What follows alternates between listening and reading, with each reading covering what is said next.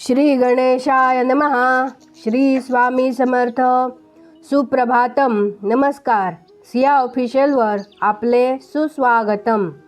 योगेशं सच्चिदानंदं वासुदेवं व्रजप्रियं धर्मसंस्थापकं वीरं कृष्णं वंदे जगद्गुरुं.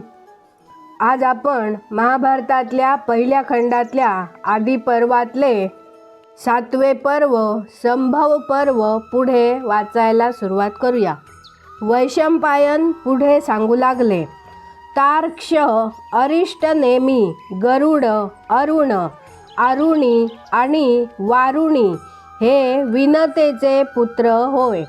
शेष, अनंत, वासुकी, तक्षक, कुर्म आणि कुलिक हे भुजंग कद्रूचे पुत्र होत.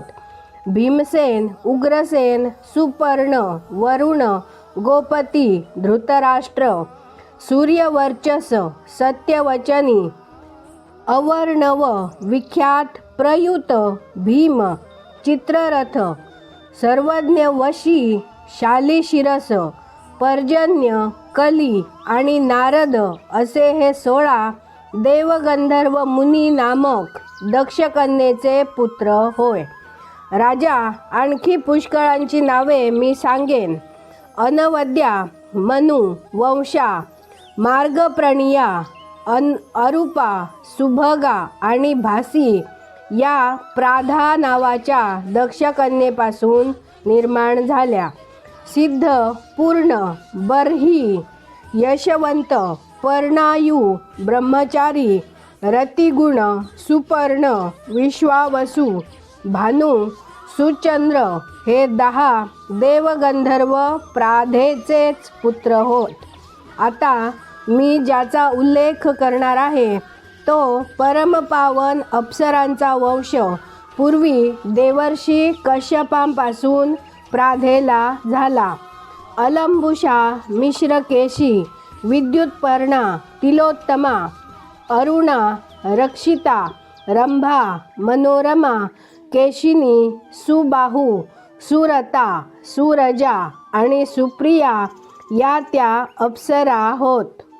अतिबाहू, हाहा, हुहू आणि तुंबुरू हे 4 गंधर्व श्रेष्ठ विख्यात आहेत.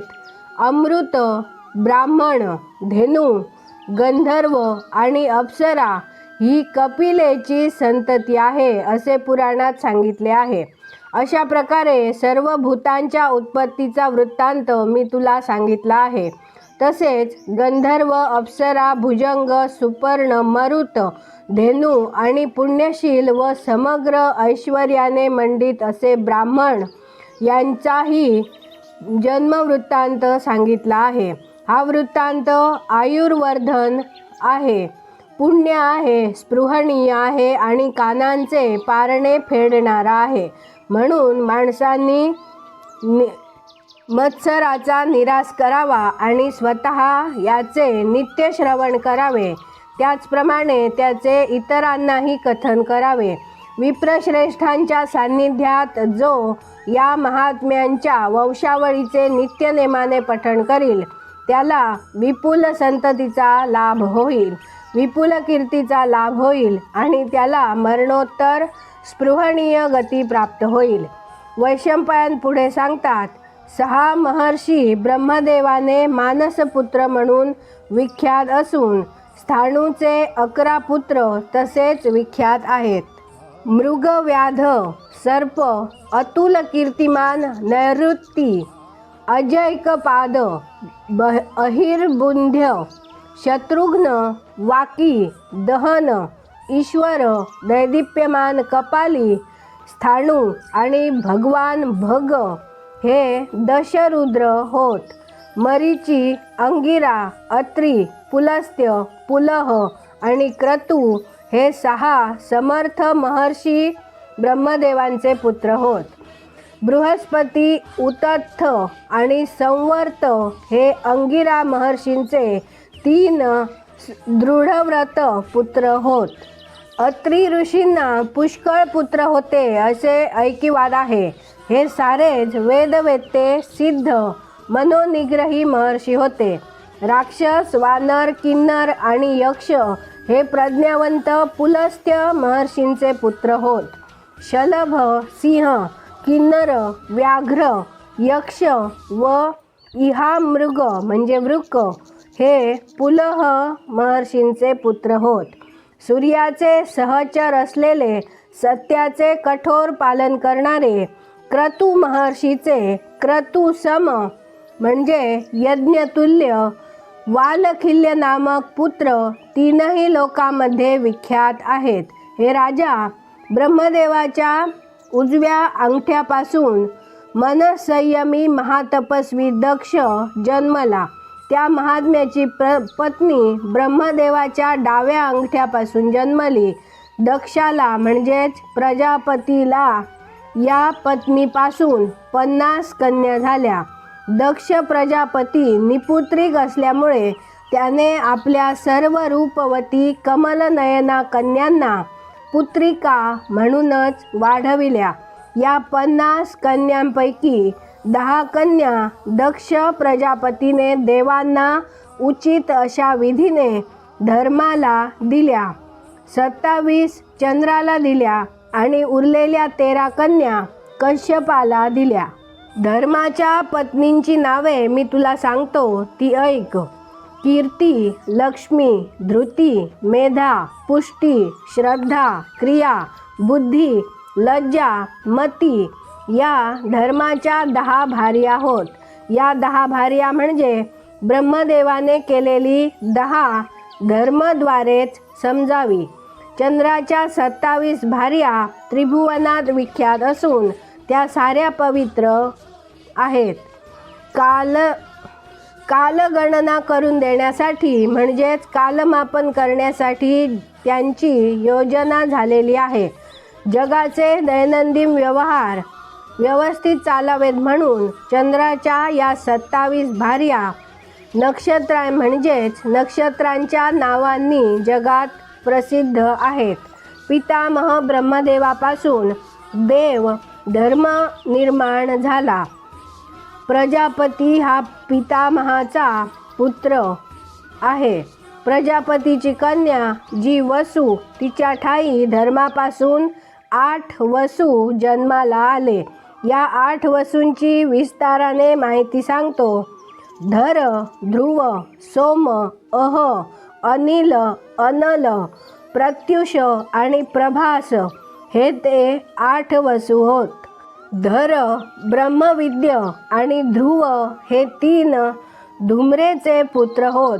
मनस्विनीचा पुत्र चंद्रमा आणि श्वासेचा पुत्र श्वसन. अह हा रतेचा पुत्र आणि हुताशन हा शांडिलीचा पुत्र होय. प्रत्युष आणि प्रभास हे दोघे प्रभातेचे पुत्र होत. अष्टवसूंपैकी धर या वसूला द्रविण आणि हुतहव्यवह असे 2 पुत्र होते. तसेच जगाचा अंत करणारा भगवान काल हा ध्रुवाचा पुत्र होय. वर्चा हा सोमाचा पुत्र होय. मानवांना अपरिमित उत्साह देणारा तो हाच.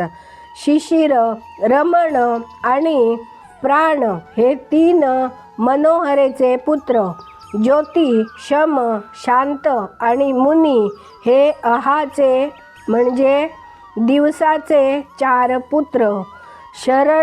शरवणांत म्हणजे शरनाम गवताच्या बेटात जन्मलेल्या तेजस्वी कुमार कार्तिकेय हा अग्नीचा पुत्र. हा कृत्तिकांनी त्याचे मातृत्व स्वीकारल्यामुळे त्याला कार्तिकेय असे नाव प्राप्त झाले. शारू, विशाख आणि नैगमेय हे कार्तिकेयाचे 3 कनिष्ठ बंधू होते. अनिल हा वसूच्या पत्नीचे नाव शिवा असे होते. मनोजव आणि अविज्ञात गती असे अनिलाचे 2 पुत्र होते. देवल नावाचा ऋषी हा प्रत्युषाचा पुत्र आणि देवलाला सुद्धा क्षमाशील आणि प्रज्ञावंत असे 2 पुत्र झाले. बृहस्पतीची भगिनी सौंदर्यवती होती, पण ती ब्रह्मचारिणी होती. योग साधनेमध्ये रत होऊन संसाराची कसलीही आसक्ती न बाळगता अखिल जगात तिने संचार केला. पण शेवटी तिने अष्टवसूंपैकी 8वा वसू जो प्रभास त्याच्याबरोबर विवाह केला. प्रभासापासून तिला शिल्पविद्येतील प्रजापती महाभाग विश्वकर्मा हा पुत्र झाला. विश्वकर्म्याने हजारो शिल्पकृती निर्माण केल्या आणि तो देवांचा शिल्पकार झाला. शिल्पकारांचा अग्रणी असलेल्या विश्वकर्म्याने तरतऱ्हेच्या अलंकार घडवले आणि देवांची विमाने सुद्धा त्यानेच बनविली. त्याने अविरतती केलेल्या शिल्पविद्येच्या बळावर असंख्य माणसे उपजीविका करत असतात आणि त्या अमर शिल्पकाराचे पूजन करत असतात. आज आपण इथे थांबूया.